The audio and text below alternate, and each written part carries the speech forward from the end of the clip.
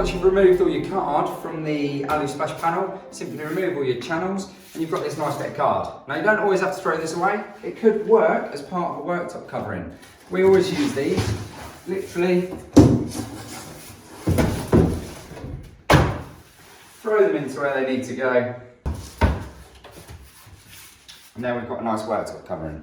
But one thing that I always do is the packaging that AluSplash comes in is absolutely perfect to protect the panel whilst you're working on it. So I just always keep this bottom bit of corrugated cardboard across my bench to make sure I don't get any marks on it.